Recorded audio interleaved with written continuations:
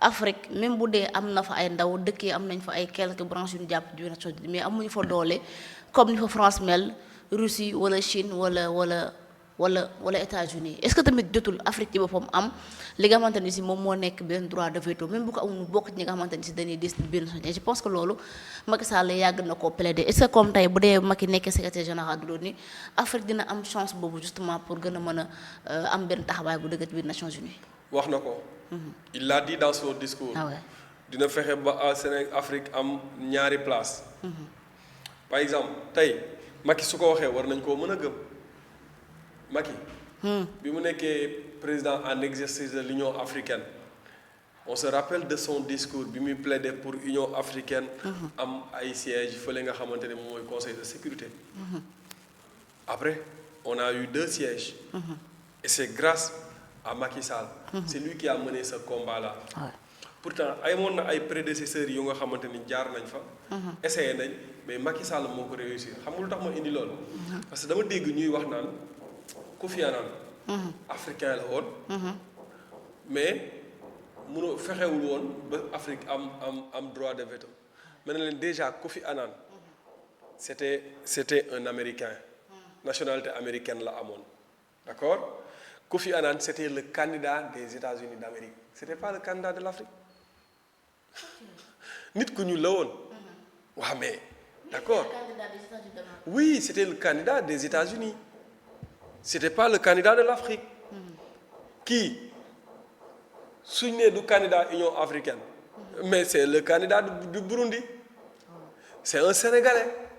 il s'appelle Macky Sall. léegi moom bi mu jiitee Union africaine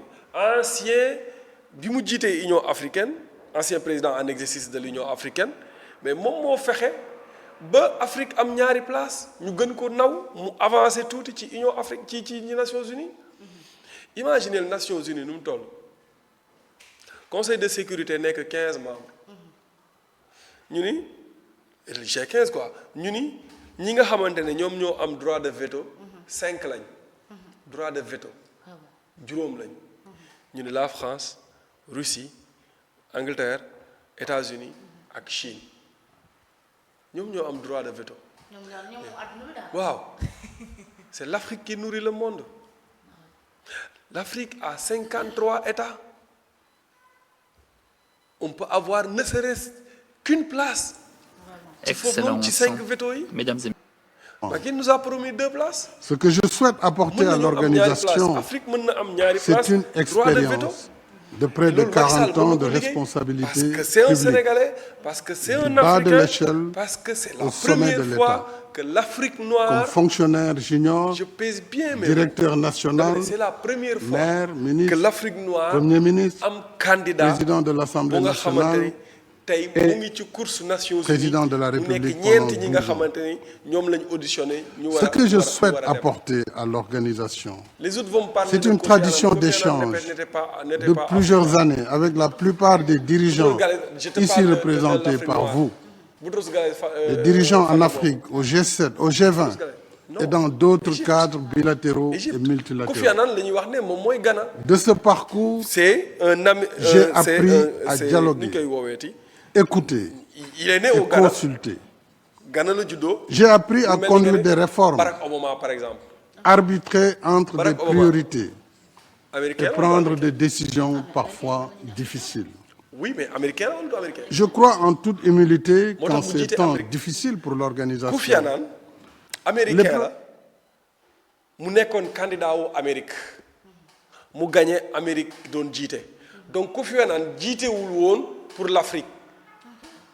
Afrique présenté wul woon comme candidat mais ñun am nañ africain boo nga xamante ni noir Boutros-Ghali moom c'est moom kii la nu mu tuddati égyptien la et quand je parle de l'Afrique noire dafa am Afrique noire ak Afrique arabe. Afrique noire Macky Sall moo fi nekkagum candidat ci jamono ji te su ko nekkee mu nekk la première fois que noir africain war a jiite li nga xamante ni moom mooy Nations Unies présenté par un pays africain. donc loolu enjeu boobu noonu pour man war nañ ko gën a bàyyi xel te loolu bu ñëwee li nga xamante ni moom mooy njëkk a nekk Mesdames et messieurs les représentantes et représentants des États membres, des organisations internationales et de la société civile. Madame la Présidente, je vous remercie d'avoir convoqué ce dialogue informel important portant sur la désignation du prochain secrétaire général ou de la prochaine secrétaire générale. Je salue bien bas les autres candidats et candidates au poste. Et avant toute chose, j'aimerais vous envoyer quelques messages clés.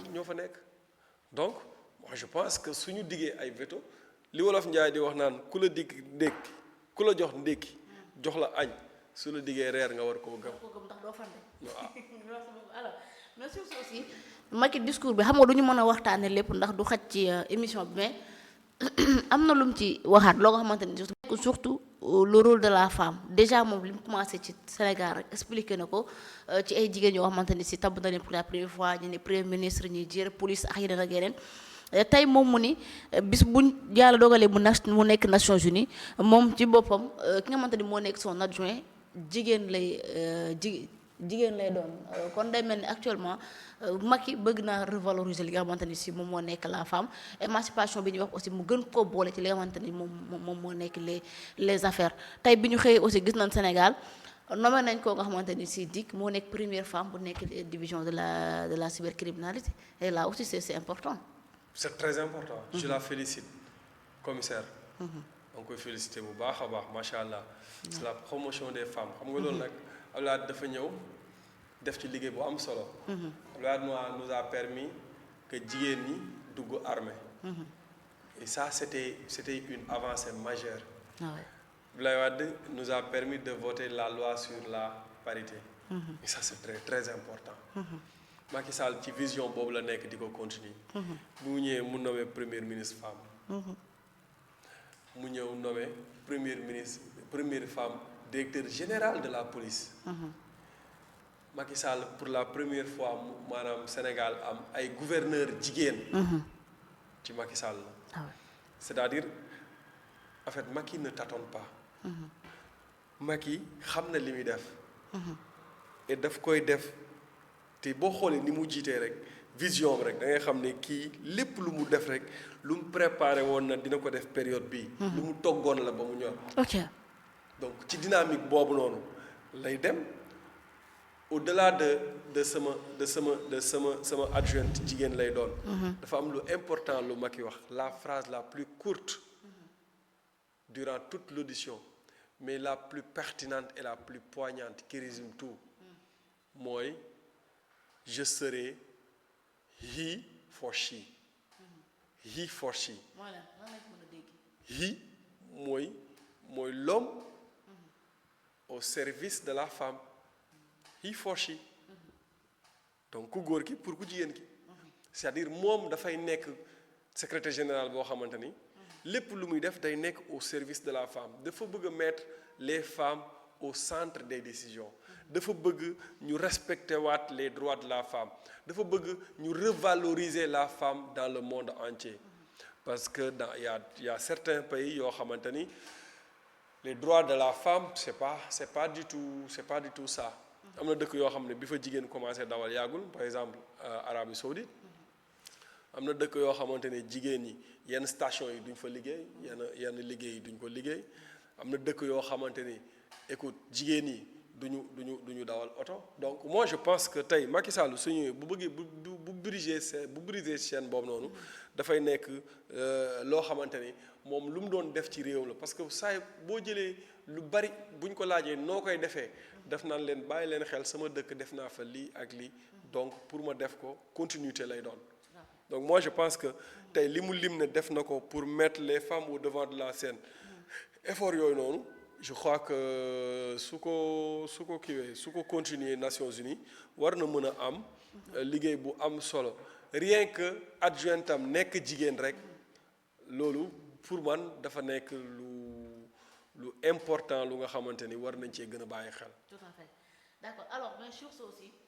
bëggoon naa moom moo nga ñëw ci Macky Sall bi mu waxee ni maanaam ñëwul Nations Unies pour def benn carrière diplomatique mais day ñëw justement day nekk secrétaire général bu nga xam ni du fiti ci le camp de l'Est du féete ci le camp de l'Ouest li muy def mooy que ne day plaider pour benn institution boo nga xamante ne day rassembler au-delà des clivages géopolitiques mais surtout aussi discours bu Macky Sall tenir bu ñu ko comparé ak ñeneen ñi nga xamante ne si jot na jàll est-ce que mën nañu jàpp ne li jot a jàll lépp Macky xel ci conseil de sécurité maanaam ñi fa toogoon ñëpp seen xel ci Macky la gën a daal parce que gis na bi mu jeexalee après tàccu yi ak félicitations yëpp nga xamante ne si am na est-ce que actuellement li jot a jàll ni mën na jàpp Macky am na ay chance justement pour mën a gagner li nga xamante ne si moom moo nekk chaise bi. dafa am sama benn waaye bu ne am na sax lu mel noonu gis naa ko sax ci benn ko commentaire sur Facebook. même booy xanaa Macky dafa nekk secrétaire dafa mosoon nekk secrétaire général des Nations Unies di ñu ko nëbb. mu ne ko mu ne ma non mais booy Macky Sall li mu wax dafa leer quoi mu ngi mel ni ku mos a exercer kii bi. parce que xam nga Macky sa différence entre yeneen ñetti candidats yi mooy Macky dafa jiite Union africaine jiite jiite CEDEAO jiite réew mi ay institutions continentales lañu ak intercontinentale institution continentale ak institution régionale sous-régionale boobu l'institution continentale mooy l'Union africaine jiite na ko def fa ay réformes yu majeures l'institution sous-régionale mooy la CEDEAO mais yeneen ñett ñi boo xoolee seen parcours amuñu ko ñu ci bari seen parcours Nations Unies lañ ko def ki ci am parcours diplôme ki ci am parcours politique mooy Michel Bachelet président Chili la nekkoon. 2 fois.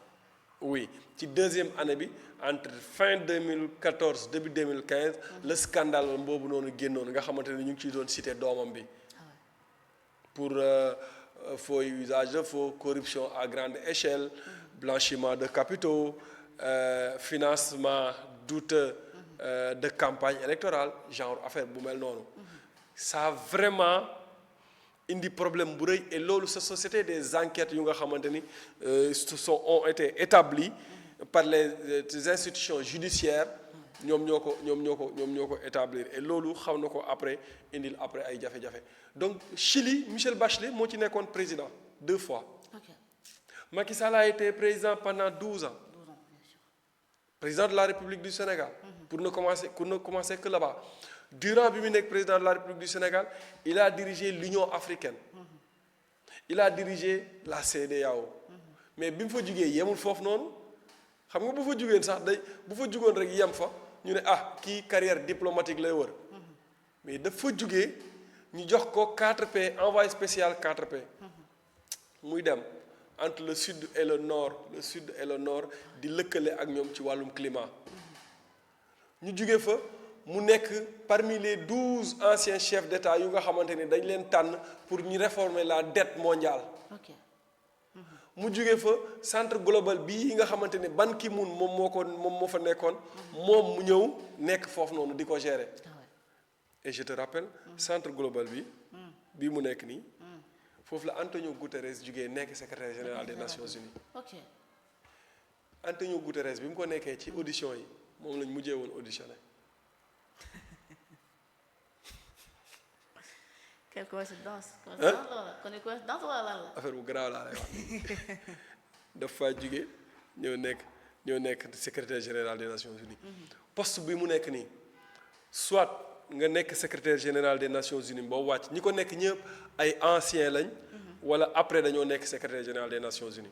centre kii bu mu jiite noonu ci Nations Unies donc def na parcours continental mais def na parcours mondial bu nga xamante ni tey war na ko mën a permettre mu taxaw affirmer ne man ñëw mu fi pour def carrière diplomatique. parce que taxawaay bi nga xamante ni am na ko ci àdduna bi mu présenté son livre L'Afrique au cœur gis nga ñi teewoon ci salle bi. ce sont des gens yu nga xamante ni en matière de diplomatie kenn dootu leen présenté. L'ancien secrétaire général des Nations Unies Ban Ki-moon bu ñëwee foofu noonu c'est parce que am na ay relations yu am ak moom. on a vu la Chine. Xi Jinping daf ne Macky c'est son frère. Tony Blair bu Grande-Bretagne à un moment donné était le conseiller de Macky Sall. Tony Blair, je te dis, hein. Ah ouais? Oui, n'est que conseiller Macky Sall. On a du Russie. Russie, n'est pas mom, Macky Sall, Poutine, n'est pas mom, c'est-à-dire, Macky, douar sa kharitam la, mais c'est son frère, c'est son ami.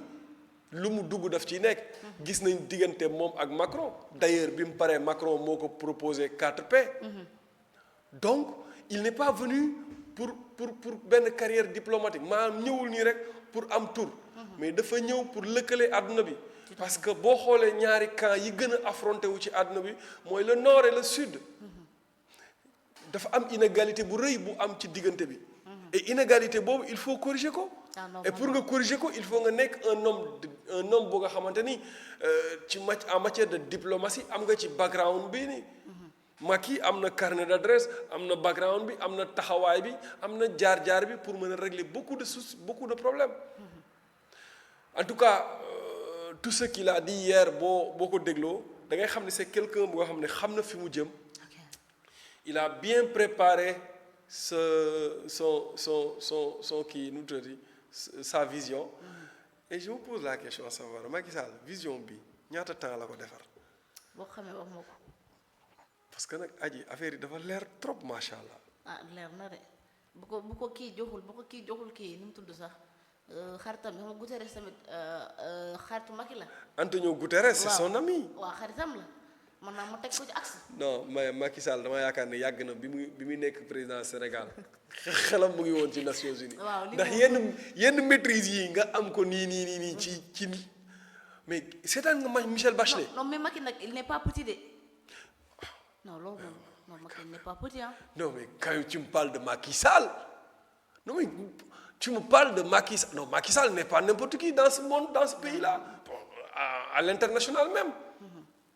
Ça y est, on parle de Macky Sall en fait les gens ne xamuñu maanaam dayoom vision gis-gisam mais ku mën a ñëw fekk xoolal Diamniadio loolu rek laa la jox xoolal Diamniadio. il est tout simplement un don de Dieu. Macky 2012 bi muy ñëw Diamniadio àll la woon maanaam biñ njëkkee wax ne non Diamniadio dañ koy def deuxième ville gars yi dañ ne kii yëfi dof lay wax Diamniadio bi kan moo fay dëkki. koy dëkki nag carrière la. ñun nga xam ne ñun ñu dëkkoon ginnaaw raay sax dañu doon wax ay villageois. en fait dañu doon wax naan ci recensement bi ginnaaw raay était le premier village à Dakar par exemple. c'est un village à Dakar. ah oui. mais ñu ne Diamniadio kaay naan waay yow Macky ñëw xotti Diamniadio. allam dara kay tabax fa ay kii ñëw sphère ministérielle. fii kenn du fi ñëw waay. ban ministre moo ñëw fii mais tey ministres yi foofu lañ gën a sentir seen bopp que Dakar. ah oui.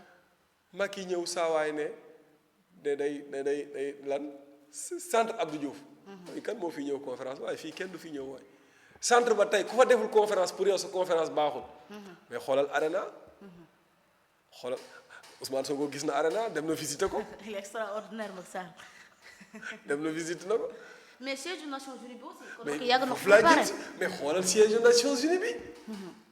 xoolal siège bi rek ni mu toll. Afrique amul bu toll noonu. c'est un visionnaire c'est-à-dire Macky du nit. waaw sûrement am na lu ko yàlla moo wax naa ko sax barki dem may reetaan mais am na lu ko yàlla moo ñaanal lu kenn xamul. waaw Macky du nit. Macky Sall. gis nañu ko nii rek. non yàlla da ko beral loxo moom. du nit nga wax yàlla da ko beral loxo en fait su wax ci moom dañ naan ma tu n'es pas objectif parce que da nga koo bëgg wala parce que yaa ngi koy kiiwal campagne. mais c'est-à-dire da ngay xool rek nañ leen xool rek xoolal président yi fi jaar yëpp. xoolal régime def na fi 40 ans. Abdoulaye bi mu ñëwee dafa fekk mu magal ka fait quand même. waaw. il a fait 10 ans def na li mu mënoon Macky Sall ci 12 ans. li Abdoulaye Wade def maanaam ci 5 ans. ci 5 ans Macky Sall doublé na ko. ci 5 ans parce que xamal ni 2012 ba 2014. daanaka affaire yi daf doon kii. 2 ans yoo xamante ni bon voilà mais à partir de 2014. bi ñu migré vers le plan Sénégal émergent. gis nañ Sénégal ni mu émergent woon. non mais surtout avec loolu nag mën nañ ci jàpp surtout dévouement bi Amadou Ba amoon premier ministre aussi. bah oui mais sans la vision dévouement bi du am. sans la vision en fait président mooy décliner la vision. tout à fait le premier ministre mooy doxal. mooy exécuter la vision du président de la République. mais président bi bu amul vision premier ministre lu muy doxal. dara. fii loo fi gis ban vision ak lu ñu doxal. ma sànniwaale xeer. projet bi moo réer rek mais grand après dina fay ñu ngi koy wër loolu méttiwul tamit moom moo yor tam may leen chance rek. nga xam ne dafay bëgg a yàgg. aji bi ñu commencé ba tey. mais yàggul nag ñaari at du dara ñaari at tamit mënaguñ fee teg lu bëri aussi. 2 ans bientôt 2 mois. Macky Sall bi mu fi def 2 ans defoo ko fi def lu bëri nag. ah oui si. dafa daal ci Karim Wade la nekkoon di door dàqante ak moom rek. déedéet am na yeneen ay affaires yu mu def xanaa liiroo livre bilan bi. waaw mais liir naa ko. non mais. mais tamit. quand même yow tamit bàyyi yooyu. Macky tamit passé na temps ci Karim de. c'est vrai def na temps bëri ci Karim temps def ci Karim boo concentré woon fii ci réew mi dina am lu dina gën a baax. moom ci boppam dafa dem ba beneen saa xam ne lii ça ne sert à rien ça ne mène à nulle part. te duñ ci amee dara dañ ciy gën a perte temps moo tax mu bàyyi ko. waaw nekkaat ci leneen. d'accord CREI bi gis nga ñun ñëpp dañ ko doon ŋàññi quoi. ni mu doxee donc du coup CREI bi moom c'est que gars yi dañoo con. man dama leen ne su amee dara lu ngeen war a joxoñ baaraam tuuma Macky Sall ci loo xamante ne mën nañ koo wax ne tache noire la. mooy réactiver bi mu réactiver CREI. mais gars yi ñoom ñu ngi ci leneen. ñu ngi ci leneen. doy na waar de alors.